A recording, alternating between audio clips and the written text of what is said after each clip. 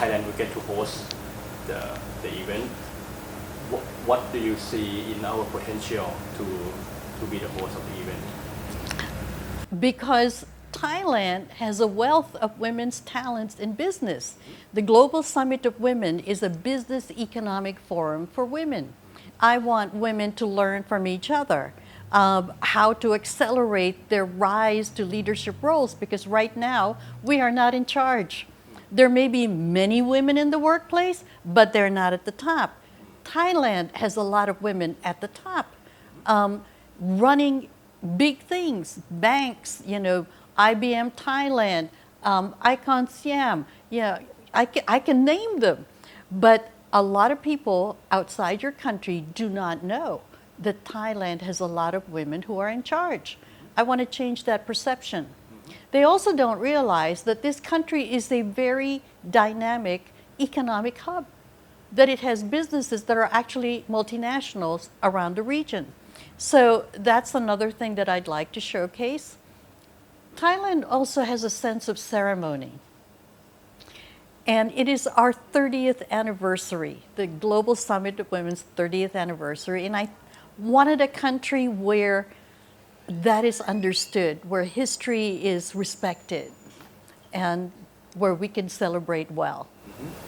Could you give me some of your experience as a leader that you get to benefit from, maybe like being a woman in a role of a leader, that you can get things done to show people how you have experienced things? Well, women learn best from each other, and they also tend to help each other. So for instance, at the last summit that took place in Basel, Switzerland, there was a session for young techpreneurs, showcasing them. One of them invented a bike business that was B2B. Basically, her clients were businesses that needed bicycles for their employees as opposed to one-to-one. Well, the moderator of the session was a vice president from McDonald's. She connected this young woman with the head of McDonald's Switzerland, and they have formed an alliance. So that's very direct, very quick, and there's a lot of that goes on at the summit. And I love it because I want women to have power, and power means money. With no money, women have no power. And so I want to accelerate their access to economic leadership roles, because otherwise we'd always be begging some men to please move us to the top. How do you answer a question like this? Like, people are confused, like why do women have to conquer men, that kind of stuff? Perhaps some of them don't know yet that women aren't in charge. There are only, in my country, the United States, only 22 CEOs of the 500 largest companies are women. It's 5%. When you look at heads of state, okay, women who run countries, in 10 fingers, I think there are 9 right now. That's not a lot out of 191 member nations of the United Nations. Now, if we were to look at senior leadership executives in US companies, you're only looking at 20%. That is not a lot of power. And many of them are not in what are called profit and loss divisions of companies. They're in service parts of companies. HR, marketing, PR, okay? Communications. So perhaps the women that you talk to aren't there yet. They don't realize yet that they are not in charge. They're comfortable with the work that they do, which is great because they're part of your team. But if you want to move faster, if they want to create their own news team, that's a different story. Because every news organization I know right now is headed by a man. So it's time for women to share that power. It's not a question of pushing aside men.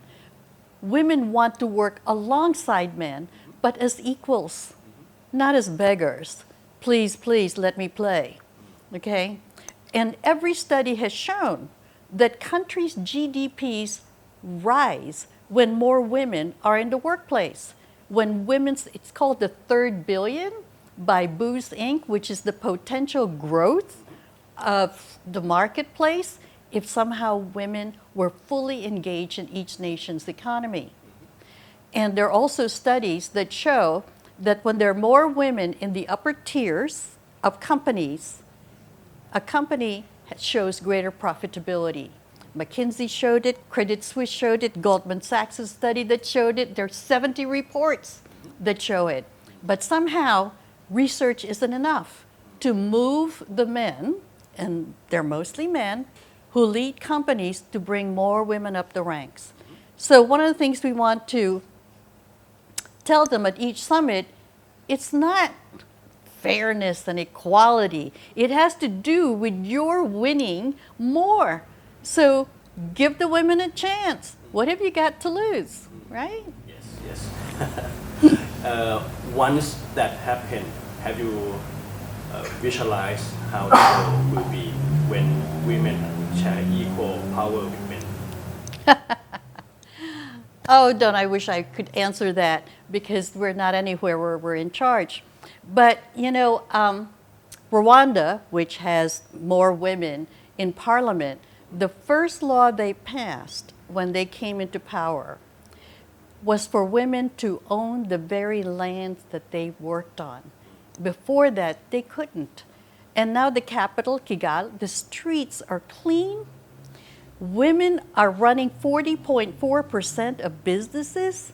The country is at peace, right? People are employed, and the businesses, the farms, the small businesses that the women are running now are doing better than when the men were running them. And this happened because of the genocide that killed over 800,000 men and boys. So the women had to step up. Either that or their families would starve. That's what women do. It's never just for them. It's for others. And in the course of it, in fact, the president of Rwanda said that the economy of Rwanda grew on the backs of women. So when somebody says, what happens if women are in charge? I go, look at Rwanda, okay? It's a great story. You have been working on this issue for so long, and yeah, been frustrating for you. Yes. I call it's like Sisyphus. Every time he rolls up a rock, it falls down sometimes. That's sort of how I see my work. It's Sisyphean at times. But the one thing that keeps me going, the women are incredible. I'm so proud of what they're able to accomplish with so little. Women went to work even though they were told not to do so by families. They created businesses without any collateral, without any role models, and made something out of them. They went to school when they were told not to and got themselves educated. So they're now the majority of university students. Women have revolutionized economies, and they have done it on their own. And that's the theme of the Global Summit of Women in 2020. I didn't get to have a chance to meet. I believe I don't get to meet as many women leaders as you. But could you tell me some of the examples of the people that you have met that you impressed the most? Oh my God, there's so many. Angela Merkel of Germany. She has kept Europe together with calm, with no dramatics, and being consistent. And, I call it sustainable leadership. I think that is amazing. Nelson Mandela came to our summit in 2000, and he said, if I had a say in it, I would have women rule the world, because look at what men have done, right?